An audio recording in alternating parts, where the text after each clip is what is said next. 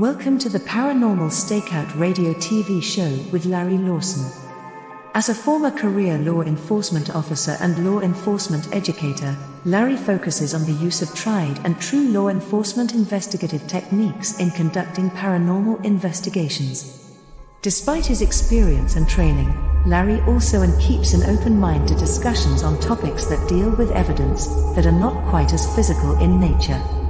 Paranormal Stakeout guests are professionals in the field of the paranormal and parapsychology, conducting the investigations and research needed to further the cause of paranormal study. Larry advocates an agenda of standardization of structure and training in the field of paranormal investigation and research for the purpose of one day being able to produce the evidence needed to convince a jury of the existence of the paranormal. Whether it is ghosts, UFOs, unsolved mysteries, hauntings or cryptids, no topic is beyond the investigative reach of Larry Lawson and the Paranormal Stakeout radio TV show team. Now, here is the host of the Paranormal Stakeout radio TV show, Larry Lawson.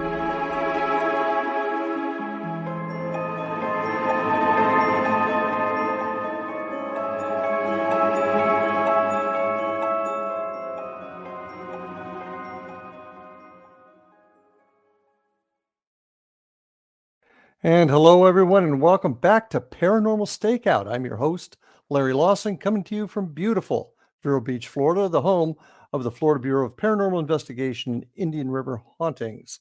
Got a great show tonight, but got to take care of some housekeeping first. First of all, if you'd like to follow our team, follow what we're up to, you can always check us out on our Facebook at either Florida Bureau of Paranormal Investigation or Indian River Hauntings. You can also get us on YouTube at Indian River Hauntings. We've got a lot of our stuff up there. And our website is IndianRiverHauntings.com. That will get you to both of our sites. Now, one of the things that we're trying to do on the show is get some audience interaction. So I'm really encouraging you folks out there, send me questions, thoughts on the paranormal, anything you'd like. And to do that, you get a hold of us at this email address, ghostguy@paranormalstakeout.org.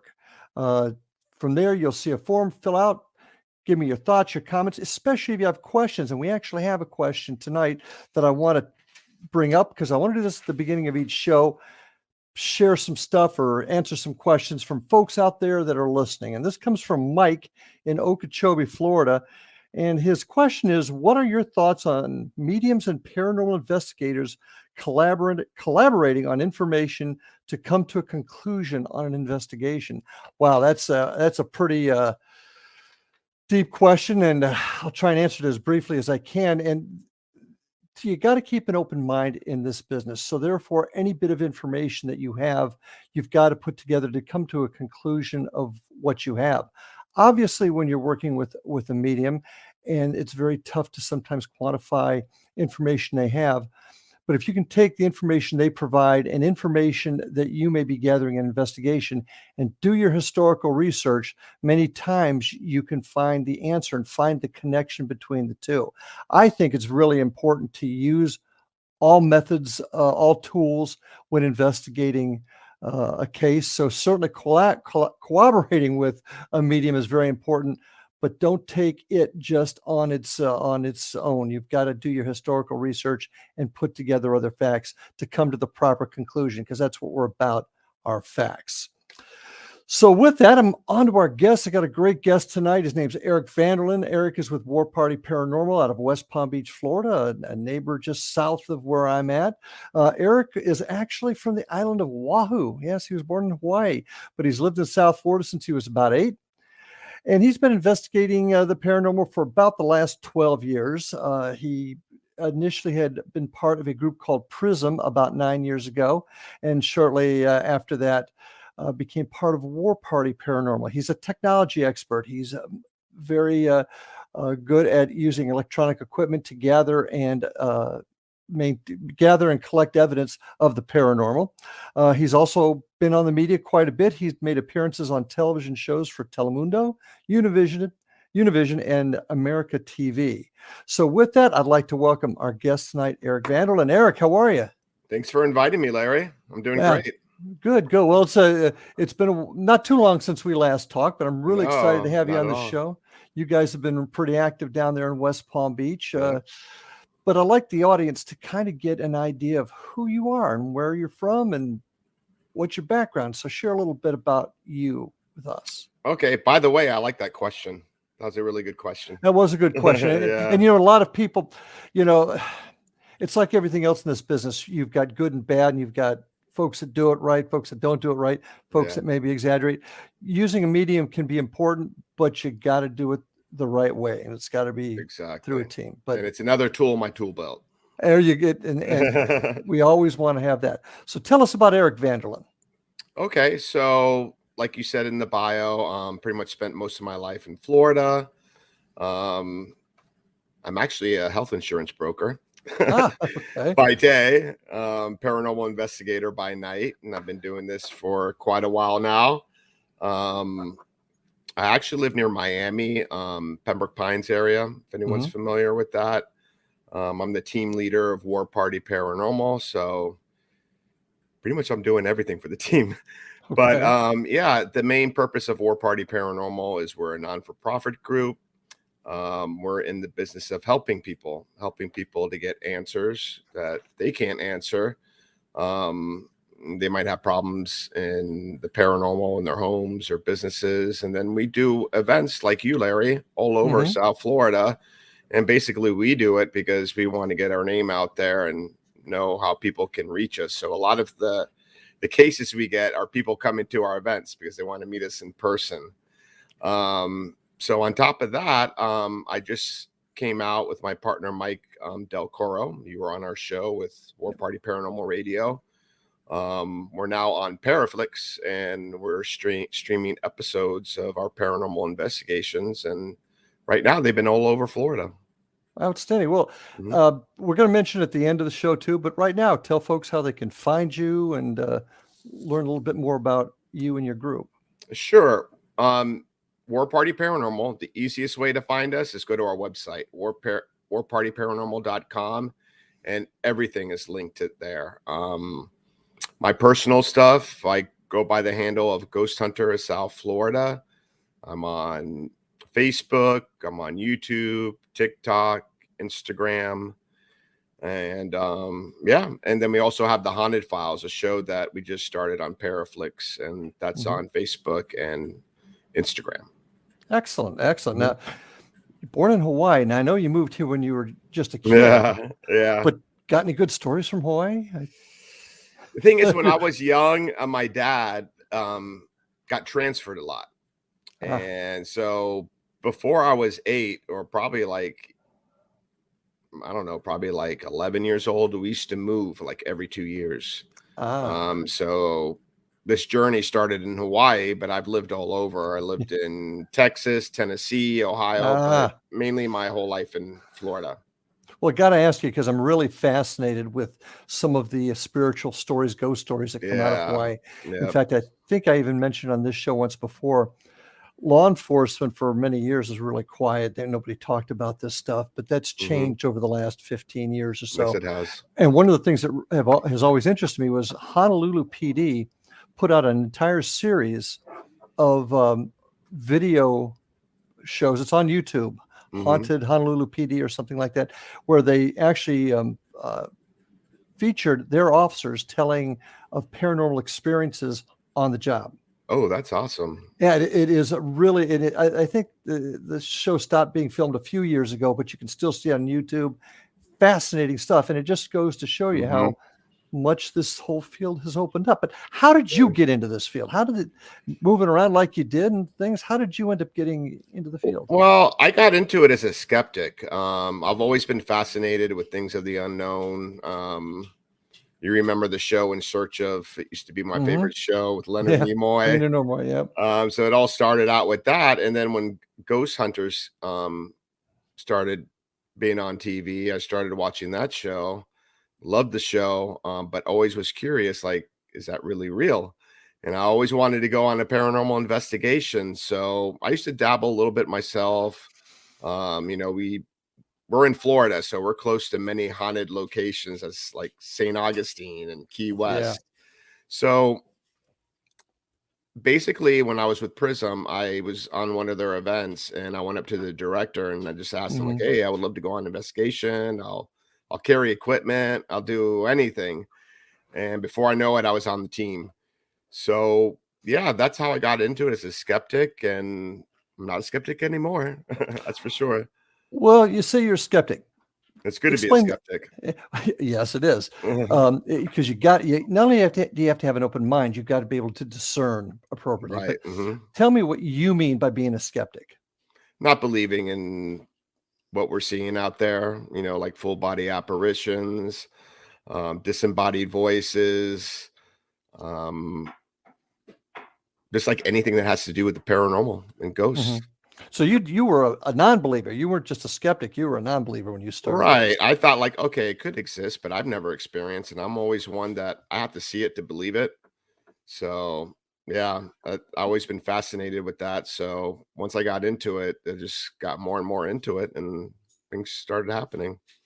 What, any particular incident that kind of flipped the switch for you? Well, I don't know if you remember the Women's Broward Correctional Facility that down here in Pembroke Pines, Oh yeah. out there by 27. Hmm.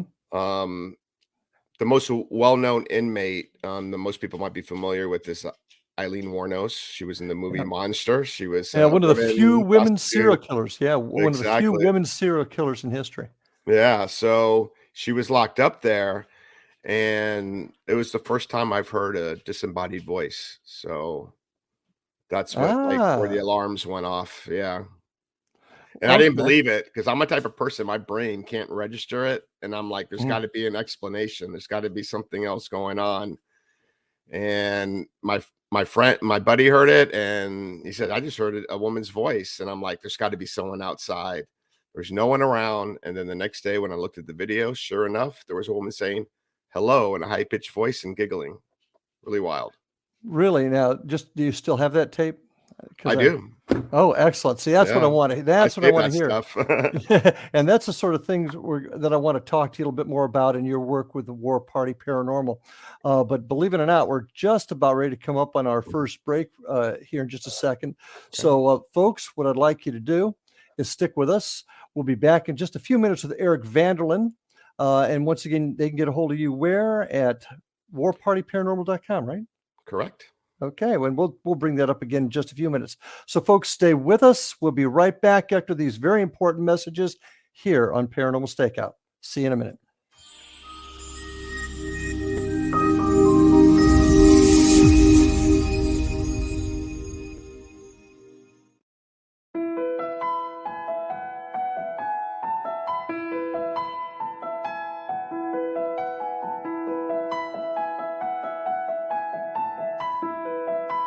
From the Canada-US border in the southern region of Niagara, traveling north in Ontario's Golden Horseshoe, then east and west of the Greater Toronto Area, there is growing awareness and excitement as more and more people are starting their day with Beautiful Mind coffee, the delicious healthy coffee that your brain will love.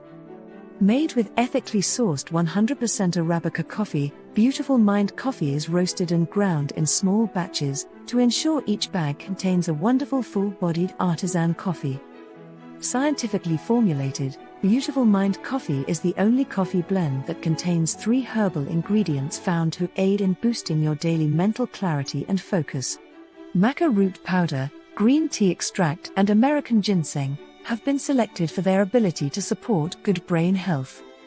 Taking care of your brain's health now can help delay or prevent the onset of cognitive dysfunction, including dementia, Alzheimer's, and more general memory loss as you get older just by enjoying the delicious flavor of our roasted coffee and herbal ingredients found exclusively in Beautiful Mind coffee.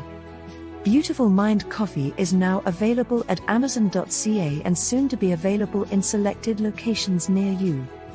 In Hamilton, Ontario, Beautiful Mind coffee is now available at Livelong Wellness Clinic, located at 189 Hewson Street South. Beautiful Mind coffee can be ordered by telephone by calling 416-436-3675 or 905-536-2450. Why have a good cup of coffee when you can have a great cup of Beautiful Mind coffee that's good for your brain? For more information on Beautiful Mind coffee, Visit us online at www.beautifulmindcoffee.ca.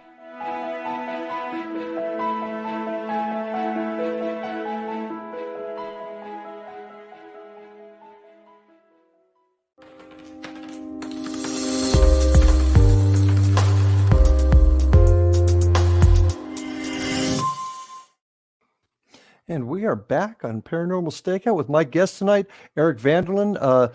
Fascinating stuff, Eric. I'm really intrigued how you got into the business. So many. I'm one of those that did not have an experience as a child. Okay. Doesn't sound like you did. No, I didn't.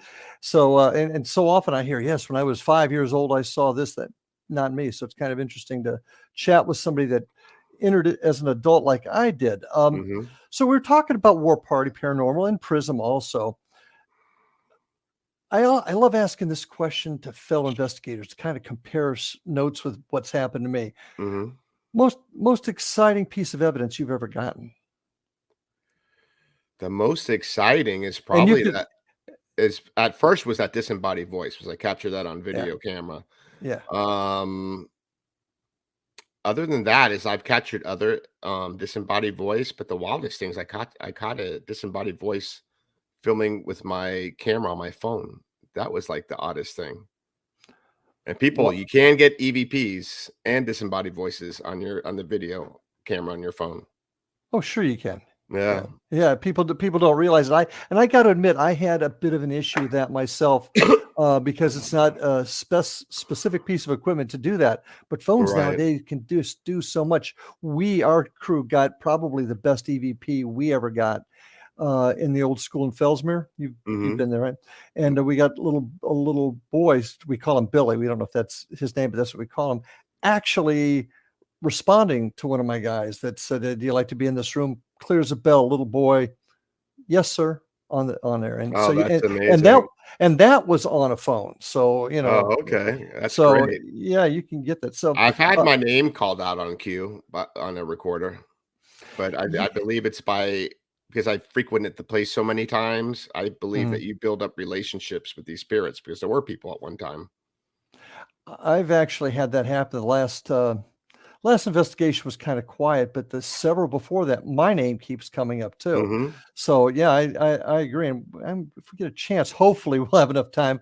I want to talk to you a little bit about your thoughts on going to some of these places too. Sure. Any case that's particularly perplexed you? Probably when we were investigating the Gold Coast Railroad Museum down in Miami. Hmm. Um, we get a lot of activity there when we were going there. And just seeing shadow figures, like I saw my most well-defined shadow figure, and it just blows my mind away. It was just the full arms and legs, and this was during daylight. Um, Oh, okay. I was in the maintenance room that used to be part of the old hangar that used to be part of the naval base back in the 1940s. What happened there was they had 3 big hangars that stored blimps, 6 of them in each hangar, Mm-hmm. and a hurricane came by, and one of the blimps caught on fire, and the whole thing blew up. So they still have remnants of the original hangar, like the rooms on the side, because it's sort of like a dome shape, and they're made out of Hmm. brick. So during the day, we were in one of the maintenance rooms in part of the original hangar, and off to the side is the bathroom with the window, and I can still see like into the bathroom where I was facing, but I can also see ahead of me. And I see someone walk by with like arms, legs, and everything. And I don't know. I couldn't register it. I'm like, there's got to be a reasonable explanation for that. I chased after it. I mean, the bathroom is really small, so there's no one Hmm. anywhere can go. And then right when I saw that, we actually had a journalist. She writes paranormal stories that was with us. And she said, someone just went like this on my face. And she was showing it to me. I was looking at her cheek, and you know how like women wear blush? Hmm. I could see like part of the blush was missing, like someone ran their finger. It was really odd. And I do have a picture of that too. Excellent, excellent. Yeah. Was this Opalaka by any chance? No, this is down in Miami. You know where Zoo Miami is? Yeah. If you Okay. go all the way down south to 152nd Coral Reef Drive. Okay, you're down because I know there was another naval in Miami also at Opelika, so I was just Yeah. wondering if it was the same one. Um, of all the places you've gone, I know that you guys are active, and I'd like you to kind of expound on some of the other things that places you're involved with down there after this question. But um, most active spot. The place that you almost went to with me, Belglade Correctional Facility. That was the most active spot. Every single night we went there was always something. I miss Yeah, it, but now it's gone. They tore it down, but the area could still be, having activity around it, you know? that close to getting it. Yeah, that would that would have been quite the investigation. So considering this, I know that War Party's involved in several other properties down there.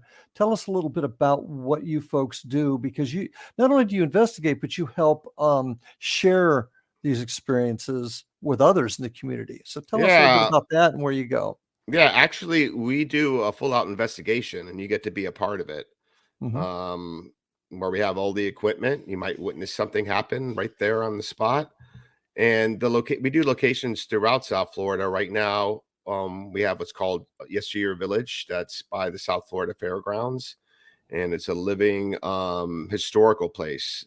They have a collection of historical buildings that were going to get demolished throughout Florida, and they rescued them and brought them all to this location to where it's like a village now. I mean, they have Hmm.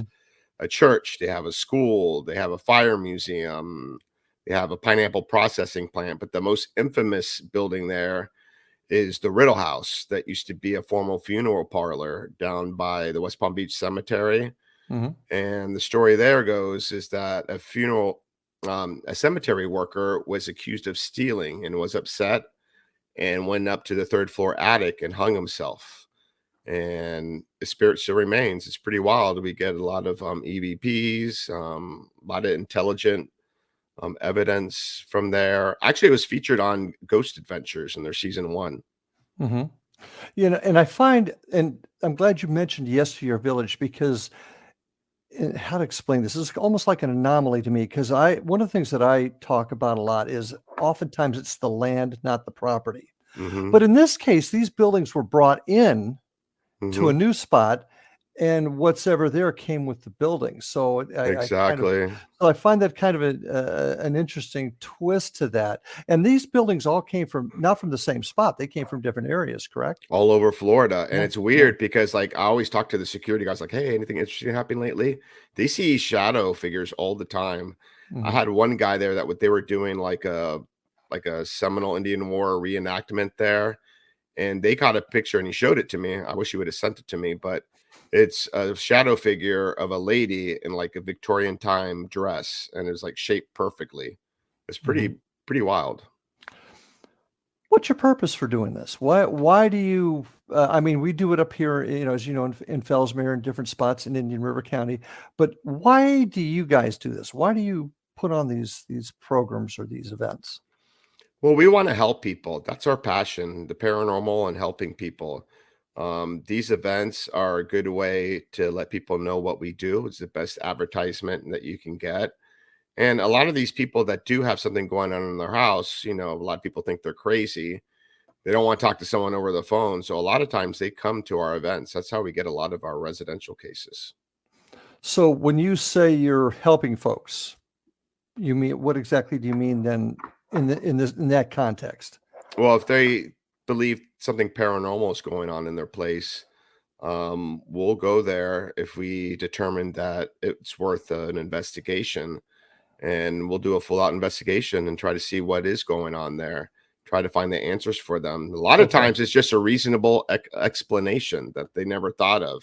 Yes. But then there are some times that there is something going on, and we do have people that can cleanse and do blessings, things like that. You remember Tim Yancey, that used Yeah. to be on Yeah. our team. He's a pastor, actually was a ranger. Yeah. He recently passed away. He was I did not know that. the one that was our go-to person for doing cleansings. Tim was a terrific guy. This is the first I've Hmm. heard of it. I'm very, very sorry to hear that. I know that he was sick, but well, I'm very, very sorry to hear that. Yeah, great Do you, guy. do you ever worry with cleansing and things like that about getting it wrong? Yes, because you got to be right about it, Hmm. and you got to do it the right way. And if you do it the wrong way, you can make things worse. Also, when you're doing an investigation, you got to be careful how you do it because, like, if these people are in the house, I don't like to have any of the people that ask us to go there around when we're doing it because even if we get something, we may not think it's paranormal, but they might be freaking out. Like a lot of time, like, I don't know if you're familiar with the recorders, the DR60s, Yep. Panasonic DR60s. Hmm. You get a lot of static in them, and sometimes it could sound like someone angry and screaming, and that could get someone, very frightened that way. So we like try to do it in the scientific method, and if we can't figure out what's going on and we do determine there's something that's menacing there, that would be our next step is to do a cleansing. Do you guys ever worry about going to a house and maybe the person, and you may actually vet this up front, but perhaps there's other issues going on, such as mental health issues, Yeah, uh, it's happened before. substance abuse type of Yep. thing. Hmm. How do you manage to vet that? How do you fix that or find out about these? Well, it's not only we're paranormal investigators, even though we're not professionals or licensed, we're almost like counselors. Um, if and when something's off and it's not paranormal, it's something else, whether it could be mental, it could be drugs. We're straight to the point. I mean, we're not going to shy away from anything. If we believe that there's a drug problem, they need to get help. Mhm. We're going to tell them right off the bat, and we're going to be honest with them and try to refer them to someone that can help them. That's a professional. Do you do any of that vetting up front, or is it just as you go, as you're doing the investigation, you figure it out? Yeah, as you go, because you don't want to jump to conclusions. We would try to save everything towards the end once we conclude the investigation and then determine what is really going on there. Mhm. Yeah, see, I do it a little bit differently. My crew, we actually go through a questionnaire up front. Oh Just, yeah, we do that just, before we even see them. We have a yeah. telephone interview where we go through a series Okay, of okay. questions. But a lot of people aren't honest about it. No, really? I'm shocked. Exactly. Yeah. So, but Just like our vetting is, last case. and I get worried about that too, because we don't want to get ourselves in a position where and you say making matters worse as far as maybe creating more of a problem there. But sometimes if somebody's got mental health issues, you can make it worse in their own mind and they think the problem's solved and it's not. And it comes back and there may Exactly. never been a problem there. But Mhm. believe it or not, we are about to come up on our next break. So when we get back, I'd like to talk to you a little bit about your thoughts on evidence, how you collect it, what you do with it, and what you're trying to accomplish with it. So, Okay. folks, stay with us. We're going to take a break here for just a minute for our sponsors. Stay with us, and we'll see you in a minute.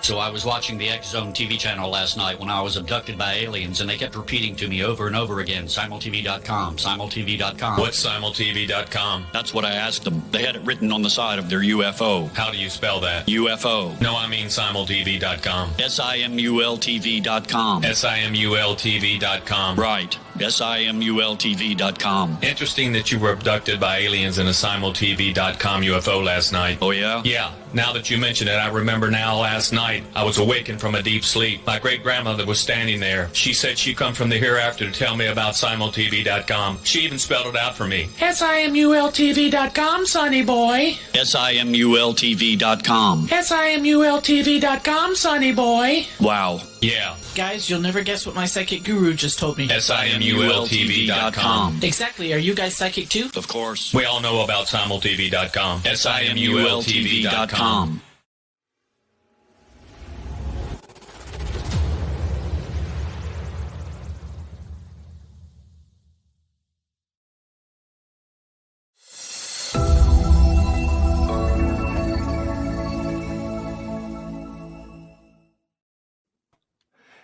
And we are back on Paranormal Stakeout with my guest tonight, Eric VANDERLAAN. And interesting conversation. I love hearing stories from other investigators and hearing what they've encountered also. But I'm a big evidence guy. I'm a cop. That's what I do. I collect Exactly. evidence. I go to trial and things like that.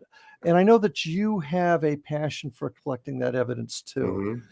Mhm. Tell me about tell us about your procedures, what you do, and what you do with your evidence, and how you go through it, how you save it. We save them electronically in folders. Anywhere from our notes when we gather information to maybe photos of evidence, EVPs.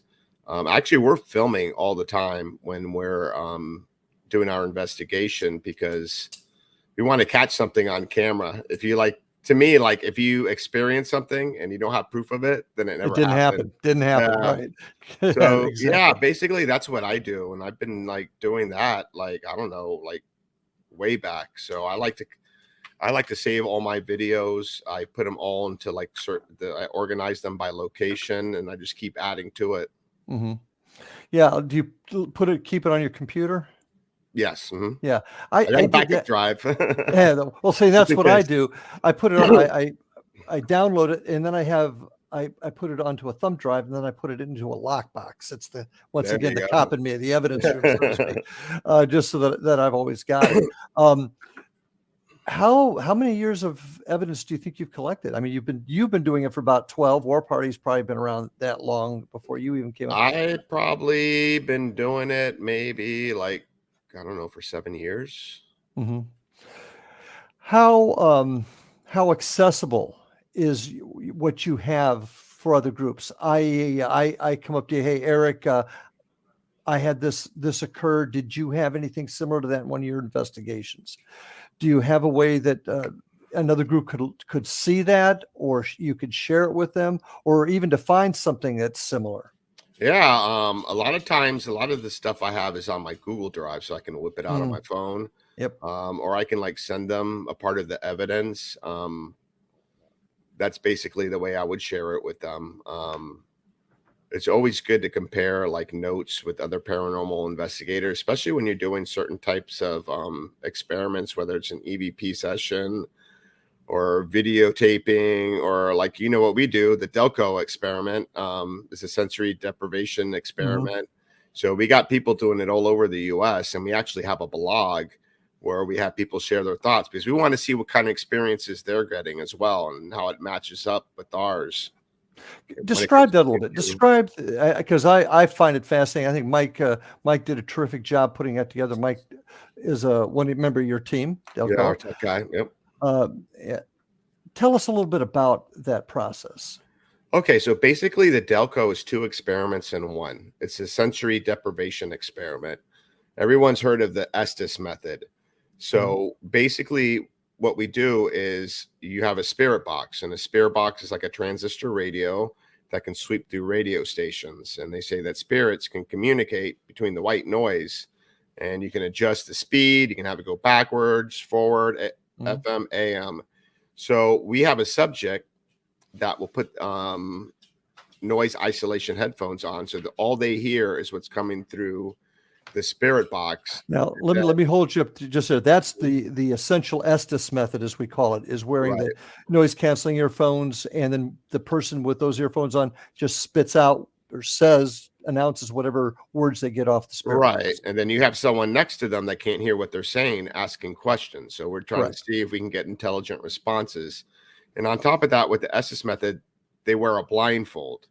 But what we do is, instead of using the blindfold, we use what's called the Gansfield experiment that they use, I think, in the 70s to test for ESP with the ping pong balls and the red lights. And they did almost the same thing. As they had noise isolation headphones, but they were just blaring white noise through it. But instead, we're doing the spirit box. And then with the goggles, you can't see through them. So it's red light. They're red lenses, so you can't see through them. You can either have them on, you can have them strobing or flashing. But to tell you the truth, you think if you have them the craziest way strobing, that you get more things out of it. But to me, if they're just left on, I don't know. A lot of things like can happen. Everybody's different. There's some people, it works well with people who are sensitive. People feel like they've been touched. They'll see visuals. You're not supposed to close your eyes. You're supposed to stare into the red. And for me, like the wildest thing that ever happened to me, and Larry, you'll probably like this being a police officer and probably heard about it, is I think it was about 5 or 7 years ago. There was a man that was in Opelika, which is close to Miami, that Know it well. his wife strangled her with a tie wrap and then took a 6-year-old son and headed towards the Keys. They didn't make it to the Keys, but they made it to this place called the Last Chance Saloon that has a lot of activity, and pulled into a vacant lot. And the guy ended up strangling his son and then committing suicide. So I didn't know anything about this, and we were doing it like on stage, and I was able to say the sex. It was a boy, how old he was. And the wildest thing was I blurted out his last name. Like, how wild is that? Yeah, and you knew nothing of this case. Nothing of it until like I got out of it, and they were like, hey, we wanted to let you know you were like talking about things that were pertaining to a murder suicide that happened next door. And then the coolest thing is it's like at the end of the night, there's a police officer that always checks on them when they're closing because, he wants to make sure they're protected and they don't get robbed. So he happened to be the first officer there at the scene of the crime and actually took us there. And we were getting EVPs that was pertaining to what we were doing inside the bar. How crazy is that? It is wild, but I want to go back to the method you were using. Were you using that method during this investigation? Yep, we were doing the Delco experiment. Yep. The Delco. Now, you said the red light. How you've got goggles on, because I want folks to get a visual of exactly what it was you did. And you mentioned ping pong balls, which, well, we made them more of the times.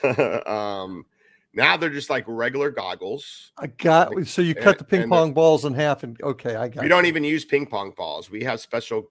Mike has these goggles that he built with these lenses that light up, and in the back of the goggles there's a switch, and you can turn them off, you can turn them on, strobe them, flash them, and basically they're just goggles that light up in red, and when you're wearing them, that's all you see. Yeah, man, that's the vision I wanted folks to get. Yeah, but that is definitely a wild story. So how long have you guys been using this method? For a couple of years, and we've had some amazing results. Like that wasn't even one of them that would blow your mind. There's others. But the most important thing about this experiment is you got to get into a trance-like state. So what we do is when they're listening to the spirits, the SB7, the spirit box, and they have the goggles on, they're doing that before we start the questioning for 20 minutes. So they can like try to focus and meditate and try to get into a trance-like state. Now, me being, and once again, this goes back to police training. We go through training, we go through retraining all the time. Do you have a protocol? Let's just say that the Delco method really took off. Do you have it documented on the best way to use it, best practices for using it? That may, because somebody's going to do what you're doing. They're going to see exactly what it is you've got going, and they're going to want to try it too. Go to our website. We have the instructions in video. That's what I want to know. Okay. Yeah. So there is a procedure, standard for using this method. Yep. It's on our YouTube channel. Excellent. See, and that's the one thing, and I think you and I have talked about it before. I really think that if everybody's going to investigate a little bit differently, but we've got to have some sort of structure. They might ask questions a little differently using the Delco method. But for them to be successful and to attain the same level of success that you guys did, they're good. They need to follow how you did it. Yeah. And I don't even know if that's the right way to do it, but it's been working for us, and we're the only ones that have been doing it. So that's why we have that blog, so people can like put down their results so we can see all over the place how it's Exactly. going for them. And somebody could very easily come up with a better angle to doing it, and Of they put it on course. there, and then that becomes the We norm or the welcome it. standard. Yeah. Exactly. And that's something that I firmly believe that we've got to do more of in this business, whether it's with the Delco experiment or any other type of experiment. We've got to share each other's experiences and learn from each other. Yeah. That's how we grow. It's the only, in my opinion, that's the only way Yeah. we're And the we're reason gonna why we get do away. this is because we want answers. We want to know what's on the other side. What happens after you die?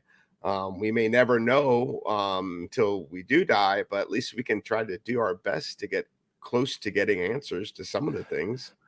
How many teams out there do you think, Eric, the answers are only secondary? Hmm. And they're just in it for the Oh, thrill. there's a lot. You go on YouTube. There are YouTubers that they're just doing it for entertainment. They're not doing it for the scientific perspective. I mean, I've been invited to do Paracons, and I mean, I don't think anyone can compete with us with a lot of people that are out there. And I'm not being like arrogant, but there's a lot of people out there that just do it for entertainment reasons, and they over exaggerate, and they may even fake things. A lot of things that you see, you don't believe.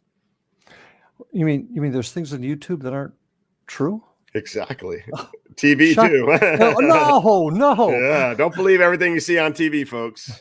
Unless it's Fake paranormal news. stakeout. Unless it's paranormal stakeout, then Exactly. you can. We're part of at least- Paranormal Radio. or at least we're going to give it to you as truthfully as we know it. Yeah, and that can be a harm to everything that yeah, it is. you and we're trying to do. Wouldn't you agree? I totally agree. That's why you got to you got to stick to your guns. Be skeptical of your evidence. Try to go through it. Don't just put anything out and assume that it's, paranormal. And don't fake things, because if you get caught faking something once, then that your reputation's gone. And I believe we've built a good reputation. So here's the other half of it too. A group does something to fake it, and it gets out, it taints all of us. yeah, it does. It makes us all look like that. And once again, that's why I preach this and standardization and training. Come up with a framework for people to do things so that they know if you're following that, you're doing it as upfront and as honestly as you can. I put up evidence and people have said, oh, that's fake because it's too good to be true. Yeah. So I'm not going to be able to please everyone, but at least I can be honest with my information and put it out there. And that's all we I can want to do. Yep. But by keeping working together, maybe we're going to come up with the methods that will be accepted, and most folks are going to start agreeing. Well, we're believe it or not, we're coming up on our third break here. We've only got one more section to go here. So folks, stay with us. I'm with Eric VANDERLAAN from War Party Paranormal. We've still got a little bit to go, so don't leave. We got some great things to talk about right after these messages.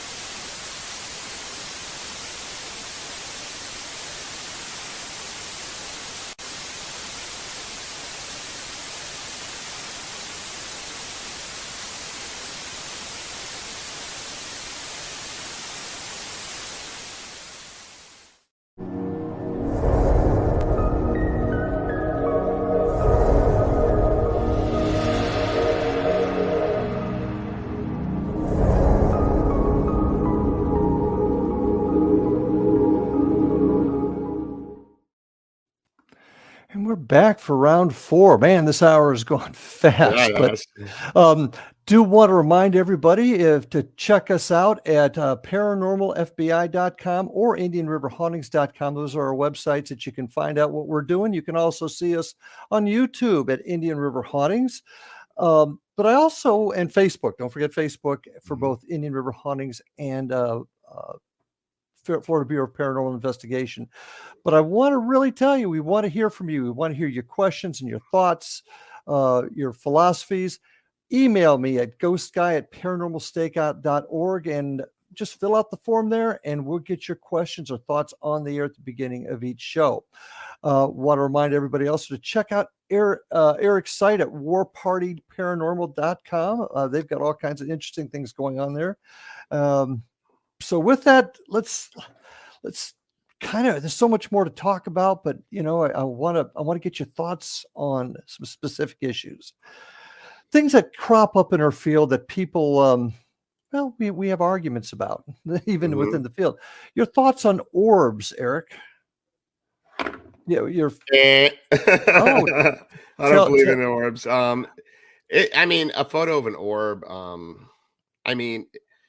If you have the manual of the Sony CyberShot, that old camera, the CyberShot, if you flip back to the back of the book, there's like an explanation on how orbs are created. So the thing is with orbs, especially with photos and videos, it's just basically dust, moisture. It could be bugs. I have seen an orb with my own eye only once that I can't explain. And okay, yeah, but I don't know. I've never seen anything that could be, that they say it's an orb that could be paranormal. I can always find an answer for that.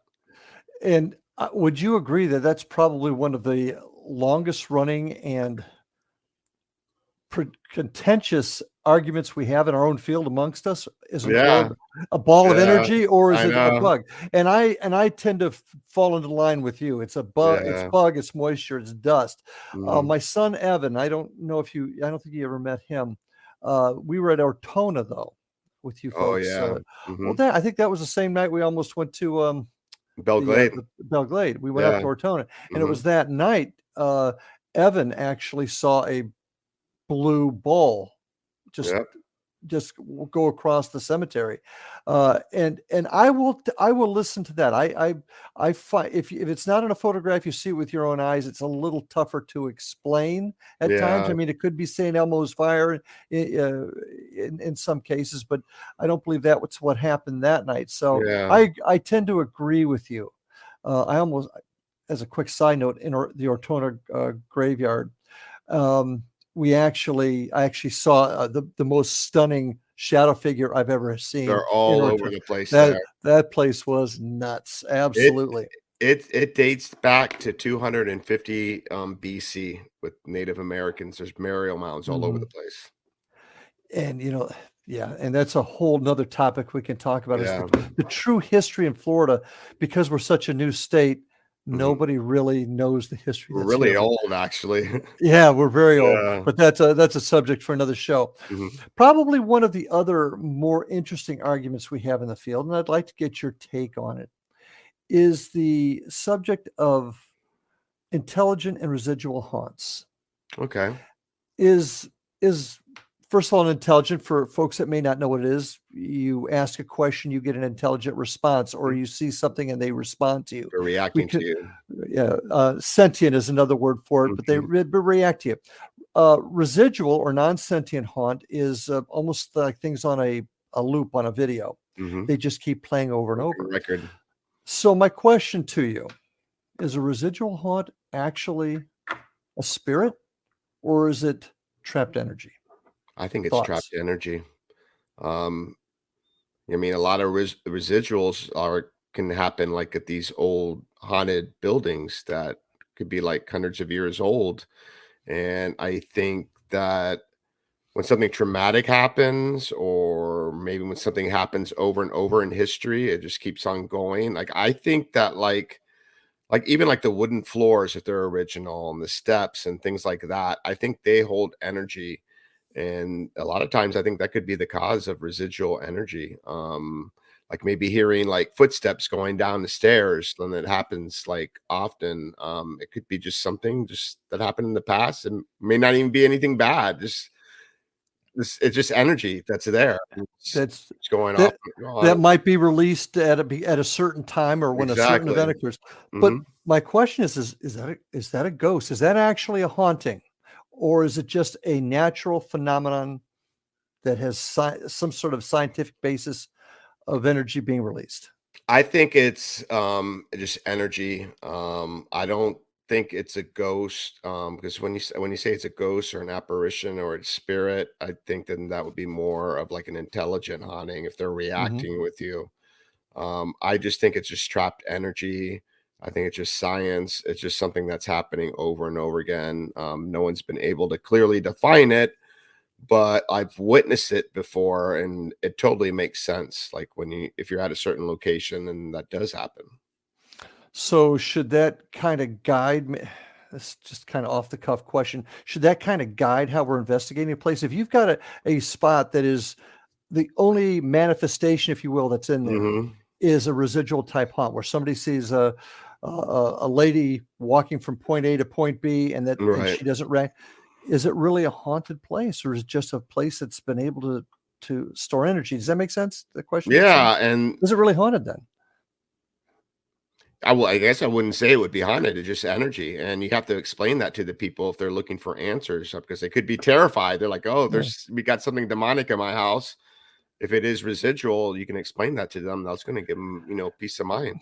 Yeah, because I've had discussions with some folks on this topic before, and I tend to go where you're going with this. It's not really a haunt so much as somehow scientifically, for lack of a better word, energy is somehow stored and released at certain times. But I've actually had some folks argue, no, it's almost like a ghost or a spirit being caught in a time warp, Groundhog Day, if you will, and they just keep Yeah, reliving it, but they're actually but spirits. that's almost the same as energy happening over and over again, right? Yeah, could be, and Almost the same answer, I would think. and this is one reason why we got to keep searching for answers because Right, we just don't know what all of this stuff um, is and where and what the end is, what the answers are, as you so well right. put. Now, third question I'm going to ask you is fishing a place out, and here's what I mean by that. Let's take Waverly Hills. Everybody knows it, so and I'm Mhm. not suggesting this, so I don't Been want. there. Yeah, but so many people go there to experience what happened. Mhm. Is there going to come a point where there's nothing happening anymore? Almost as if you fished out the pond. Uh, I totally believe that, and I've had people, like, even tell me about it because Waverly Hills is, like, on everyone's bucket list. yeah. To tell you the truth, when I went there, I thought it was overrated. I did get something that I couldn't explain, but I was only there for one night. I was there from 8 PM to, like, almost 6 AM, Mhm. but it just wasn't enough time, and a lot of the claims, like, you've heard people say, like, "Oh, there's something demonic and there's something evil there." Like, I didn't sense that at all. All I sensed was sorrow, a lot of sadness. I even had, like I was getting EVPs, that's something that happened to me there where they were, like, joking around, like, they had a sense of Mhm. humor. Mhm. I don't think there's anything menacing there. I think it's just a lot of people died there. But I do believe that the more people go there, um, if there's actual spirits there, they were humans, right? They're gonna get tired of it. It's not gonna be a big deal. I don't know, that's how I look at it. Well, I'm actually wanting to do some experiments along those same lines because I'm of the belief that yeah, if we are actually dealing with folks that were here before and they've somehow retained a human personality or their personality when they were here, they're going to Mhm. get tired of being looked at like circus animals. Yeah, Or maybe there's an energy issue. Maybe I so got a many perfect people. example of that too at Waverly. Okay. And I think this is right up your alley, what you were saying is, so, like, everyone's been saying, like, "Oh, there's creepers." There's, like, these shadow figures that Yeah. crawl all over the wall and the Hmm. ceiling and everything. So, I happened to be going up the stairwell, And the only thing I have is like a red lens camera, so I can keep my night vision with my eyes. And I'm looking through my viewfinder on my camera through the IR, so I couldn't see very well. But I'm going up the staircase, and I'm seeing all the bats floating around. I'm from Florida, and our bats are really small. They're little fruit flats, but the bats up there are huge. So I stepped into the hallway, put 1 foot out in the hallway, and 2 bats flying sideways. They almost look like they were one. Goes right by me, and they were sputtering, but at a fast pace. And I'm like, I've never seen anything like that before, and I couldn't explain it. And it was so dark, I couldn't figure out what it was. And I'm thinking, okay, that was some type of shadow figure that I've never seen before. Like Mike was upstairs, my partner, 2 floors up, could hear me screaming. So we did get the answers. I looked at my video later, and it was 2 bats flying side by side. But before I saw the video, I went to the nurse's station back to that floor and did an EVP session. And the question I asked was, that thing that I saw in the hallway, was it human or inhuman? So I played back my recorder. Before I said the question, it said bat. After I said my question, it said bat, bat. Like, you idiot. It was a bat. Okay. So maybe they do hear us, and maybe at times they even do get tired of us. So yeah. In our last couple of minutes here, Eric, where do you think the field's heading? Where do you think we're going with all this? What do you think the future holds?